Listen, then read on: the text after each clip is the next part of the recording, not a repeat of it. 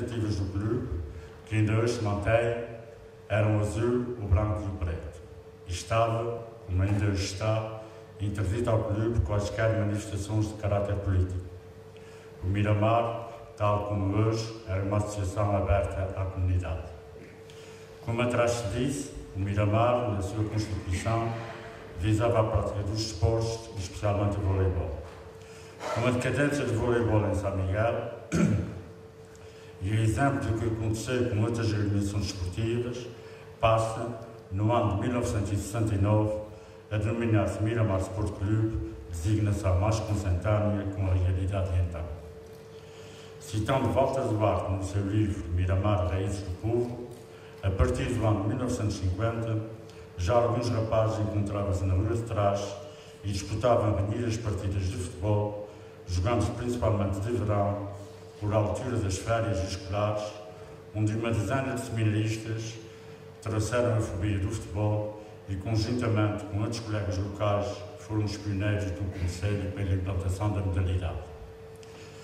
Na sessão ordinária de 2 de julho de 1963, o vice-presidente da direção, António Pacheco Correia, apresentou a seguinte proposta: que, tendo tomado nesta vila grande incremento o jogo favorito, o futebol, e que, tendo sido mandado fazer um campo para este desporto, propunha-se organizar-se um grupo de futebol que fosse representante deste clube.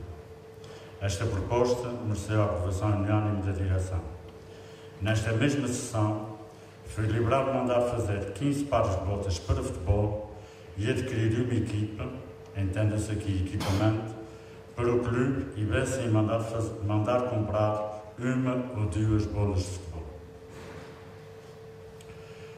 Ainda de acordo com Walter Duarte na obra citada, a direção encarregou o tesoureiro David Ferreira Amaral de dar seguimento à liberação acima referida.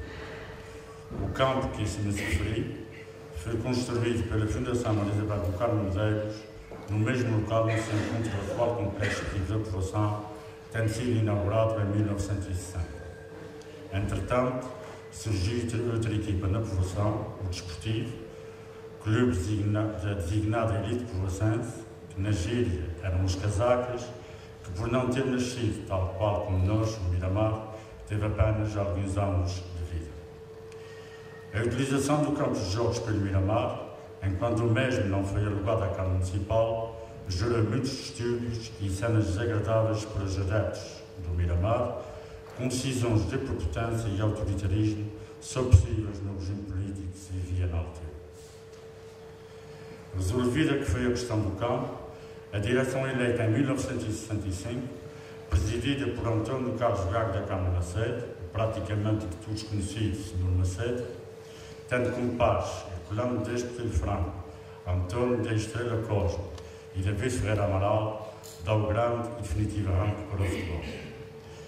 Em termos de palmarés, nada relevante foi conseguido enquanto o Miramar participou no Campeonato Popular, até que na época de 1972-1973, já participando na então segunda Divisão Distrital, conseguiu o primeiro lugar da Zona Oriental, o que lhe deu acesso direto à então Divisão de Honra. Infelizmente, não conseguiu título de campeão da segunda Divisão Distrital, pois perdeu o jogo da final com o Sporting Mundial. Seguiram-se alguns anos que se podem considerar honrosos no panorama e na realidade futebolística dele. Passado esse período, viveram-se algumas épocas menos boas, situação que se acentuou com o aparecimento do Futebol Clube Valfamoso, que passou a ser o grande rival. Na época de 1982-1983, o Miramar desceu à segunda divisão regional, conseguindo novamente a subida 2 épocas mais tarde, na época de 1984-1985, tendo sagrado campeão, sendo seu treinador José Vieira, o conhecido Vieirinho, que foi assim, conjuntamente com o plantel que orientou, a primeira equipa a conseguir um título de campeão para o Miramar. Já na divisão principal do futebol micalense, o Miramar teve boas e menos boas prestações, havendo anos em que conseguia lugares cimeiros na tabela classificativa, para noutros lutar contra a despromoção. Situações também houve em que o Miramar se considerou prejudicado pelo organismo máximo do nosso futebol, não sendo presidido pelo Sr. Alziton, como aconteceu nas épocas de 1973-74 e 1986-87. Na primeira situação, um atleta que tinha vindo de um longo castigo foi inscrito após a informação de que poderia ser, encontrando-se depois uma hipotética inscrição irregular. O Miramar venceu o jogo por 5-2, tendo vindo a perder na Secretaria os pontos que lhe dariam o título de campeão. Devo dizer que nesse jogo eu também joguei. O jogador que foi substituído a 2 minutos de fim fui eu, por ter sentido a minha disposição. O jogador que entrou vinha de um castigo, havia a informação de que podia inscrever-se e jogar, mas essas coisas acontecem. Eu já não tanto, mas na altura acontecia mesmo. Noutra situação, o jogo na Ribeira Grande, que havia terminado empatado, dando assim o título de campeão ao Miramar, o árbitro, num gol de teatro, resolve mandar agressar os jogadores do balneário, começando um jogo que já havia terminado, até que determinada equipa marcasse e se tivesse sagrado campeão. Estamos aqui a falar num jogo entre o Benfica Águia e o Oliveirense. O campeão neste ano foi o Benfica Águia. Mas porque não quer ser acusado de tendencioso, devo também referir que o Miramar, na determinada época, se sagrou campeão numa situação irregular, pois que utilizou um jogador que deveria estar castigado. Estas situações são apenas referidas, não porque exista qualquer animosidade para com o órgão que superintende o futebol, nem para com os árbitros, a quem reconhecemos ter um trabalho ingrato, mas sim porque estas situações também fazem parte da história deste grande clube.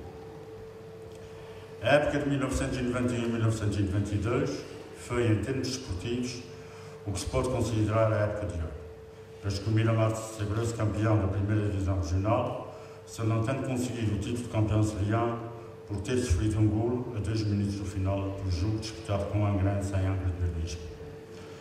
Na época de 92-93, o Miramar revalidou o título de campeão de São Miguel da primeira divisão, participando pelo segundo ano consecutivo no torneio dos campeões açorianos, tendo-se sagrado campeão açoriano, adquirindo assim o acesso direto a participar na terceira divisão nacional.